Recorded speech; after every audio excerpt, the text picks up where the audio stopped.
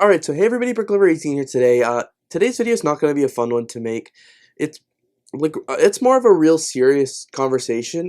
This video is being filmed currently Thursday, March 19th, 2020.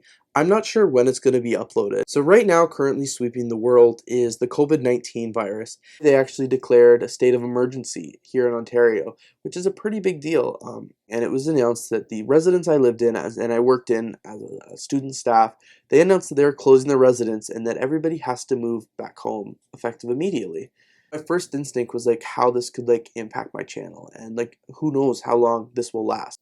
I was upset. I called my parents and was like, what am I supposed to do? Like, they can't just kick me out. Like, I have to work. I have to come here. I have to work. Like, this is my job. And then I got a reality check. Like, no, this is a serious virus. People are dying. It's serious and it's time to come home.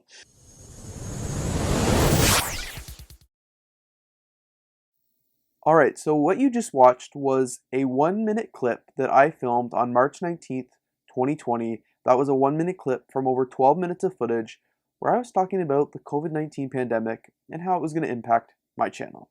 Here we are over a year later. I'm not as sad and I'm not as scared as I was in that video. You could clearly see, I think that was probably the most dramatic I've ever been in a video. I was scared, I was nervous, I didn't know what was going to happen. But we're here a year later. Things are worse, but they're better at the same time. And in this special edition episode of, Between the Bricks, episode number 4, I'm going to be giving you a little insight of what was happening around this time last year. It's something I've never really talked about on camera because it was never the right time. But here we are 1 year later, and I just feel like I'm kind of, ready to tell this story. So essentially, what you got from that video is 1 year ago, just over 1 year ago, I think it was like March 18th or something like that, maybe March 17th, it was announced that the university residence that I lived in was being closed. All students and staff members, which I was a staff member, had to vacate immediately, which meant that I had to leave Toronto and move back home to 4+ hours away. It was the first time I had moved home since first year. I stayed in second year, and this was supposed to be my third year staying. And it was announced that I had to go home. And at first, like I said in that video, my first instinct was, how is this going to impact my channel?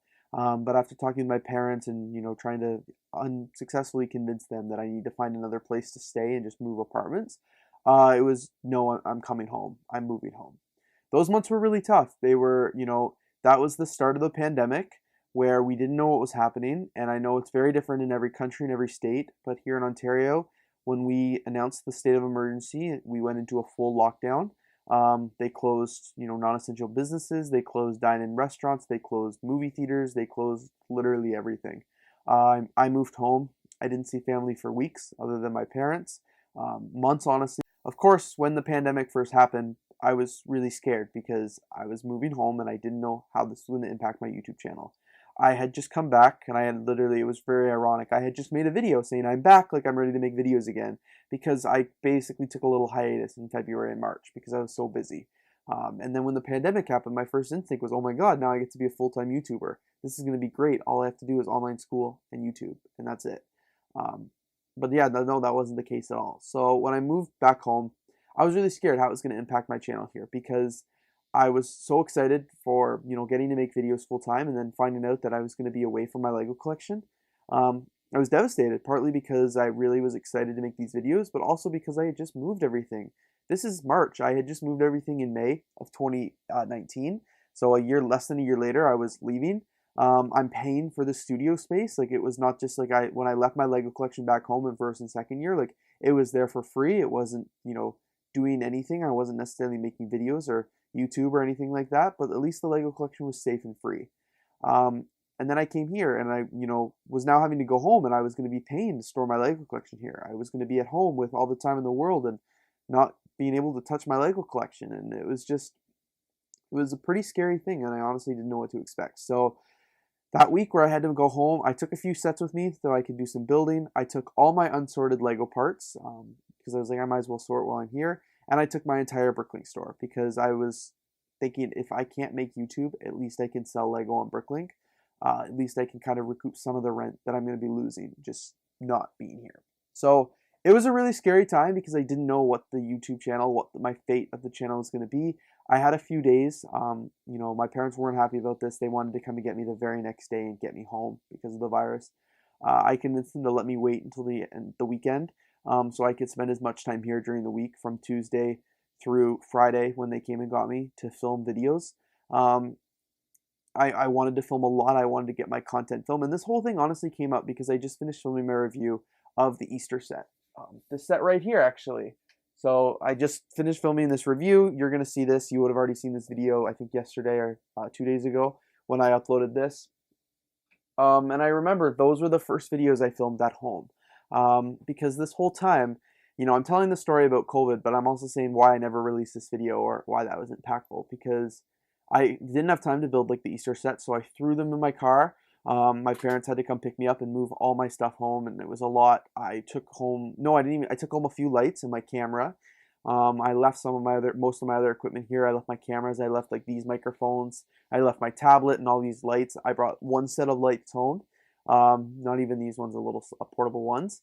I brought some sets that I could film videos on, and I built those sets at home and reviewed them and tried to pretend like I was at home. The reason I had to do this and the reason I couldn't tell anybody, and that's another problem that I was really scared is I couldn't tell people that I wasn't going to be here making videos, because as much as this building's really secure and as much as there's security downstairs, cameras in the halls, key fobs and locks, and it's a very secure building, I didn't want to advertise that I wasn't going to be here for an extended amount of time. Like, you all know I don't live here, and that's why I had to get a very secure building, because I'm not going to be home all the time to protect the Lego. But if I'm telling the internet, I'm not going to be here for a few months, that was literally opening this. I was really nervous I couldn't tell people. I just knew I could not tell people. It was a big thing. So I was afraid at the time. Like, I was afraid of what my YouTube channel was going to be because I wanted to make videos. I was afraid that if I stopped making videos, I'm obviously going to lose my income, which pays for this space. If I stopped making videos, I was also afraid people were going to know I'm not at the studio and, again, leave it a security threat. It was a really scary time, and I'm here now. I went here 1 year later. I moved back in July 2020, late July 2020, because I couldn't be away any longer. It was, I don't want to be dramatic, but it was having pretty big mental health impacts. Just not being able to be in my Lego room, not being able to be in Toronto, not being able to see friends and family. July is kind of when things started to open back up here in Toronto, and we were allowed to see people outside safely, social distance, which I started to do.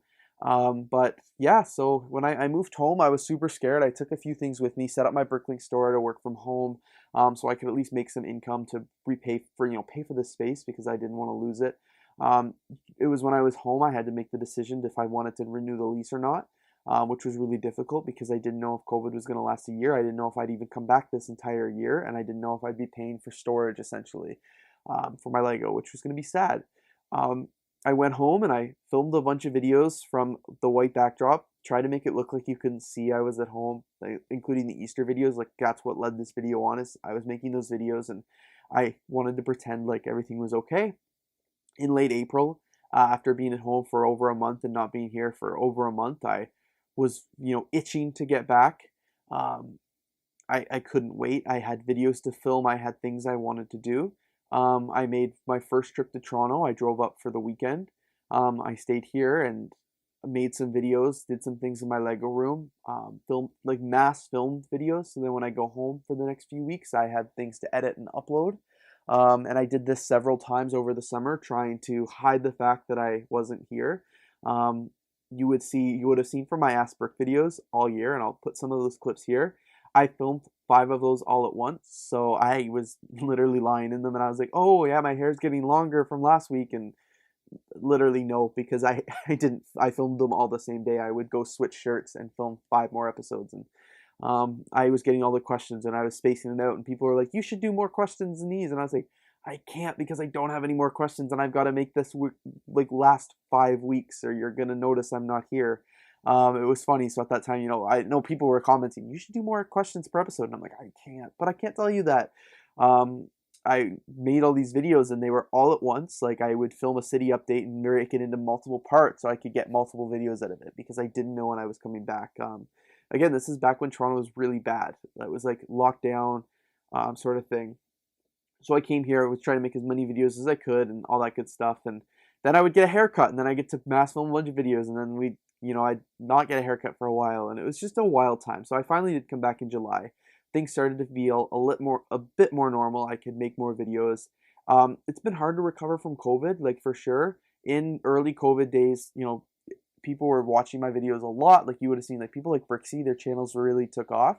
I couldn't keep up with channels like that because I wasn't able to access my Lego collection, and it was challenging because I'm seeing all these YouTubers grow, and I think that's partly, impacted my channel struggling right now for sure. I'm making videos that just don't seem to be performing super well, and I'm trying to find new strategies to address this, and I partly believe it's because of COVID and the uncertainty and, how busy I am. I don't have a lot of time to be making videos every week. But I try and make at least one or two, but sometimes it comes to one, sometimes it's like five, depending on my week. But this year's definitely been challenging, and I make this video now that I'm fully back. I've been back for months now. I've been doing some cool things with my channel, and I'm trying to be more of a Lego YouTuber than I have been in the past. I'm trying to be more involved in the community. During that time, I was lucky because I got to be pretty involved in the community, but it also at the same time made me sad and made me not want to be involved because I was seeing these people doing these cool things with their Lego, and I missed mine. I genuinely really missed it. It was hard, but I'm really grateful for all the support I had during this time. Like even though none of you knew what my situation was because I couldn't share it because of those security reasons, I was here and ready and eager to make videos, and I was watching people's content, and it was putting a smile on my face at the same time. It was making me sad. I think to my parents and everybody who let me come back here, who understood and who let me come up on the weekends, who helped pay for hotel bills and things like that because I didn't have a place to stay. So I was camping out in hotel rooms and going to the hotel, coming here to my studio, filming for the day, going back to the hotel, sleeping, doing the whole thing over and over again just because I had to get content out and I wanted to continue it. So the mood is certainly a lot different today than it was a year ago. Today I'm struggling for other reasons for my YouTube channel declining and things like that, and I want to get it up. But COVID is worse here in Canada now than it has ever been. We are in our third wave. Our vaccine rollout is awful. It's nothing compared to America, where most of you are getting vaccinated. I'm months away from being vaccinated at the time of filming this video. Months and months away. I don't know when I'll be vaccinated. But yeah, things are pretty crazy. I'm going to look forward to continuing to expand my channel and do as much as I can, obviously. I'm happy that I'm back. I'm happy that my channel didn't die over COVID. I was really, really scared that it would. Like you've heard from this whole video, I was so scared for the future. I'm thankful I managed to keep it and hide it and be able to do it anyway and get things out, get content made, and I'm glad that it didn't have such severe impacts. So that's basically my story with COVID and why I never addressed it on my channel. Like it was never the time. I maybe talked about it in a Q&A or something like that, but I genuinely just couldn't tell people what my situation was because of security reasons, and I couldn't lie. I'm not a liar, and I didn't want to, I obviously was misleading in some of my videos by acting like I was filming them over the course of weeks when it was really in the course of hours. But I had to do what I had to do to protect my collection, protect my YouTube channel, and I'll do it again if I had to.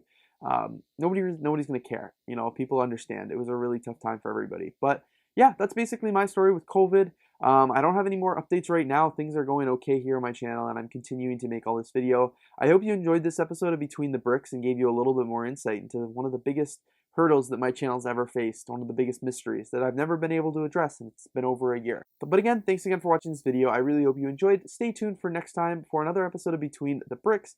Hopefully it's going to be a bit more exciting than talking about COVID and a little bit less sad, but it's okay because the story was important to tell. But again, I hope you enjoyed this video. Please don't forget to leave a like, comment, and of course subscribe. And I'm looking forward to seeing you in the next episode.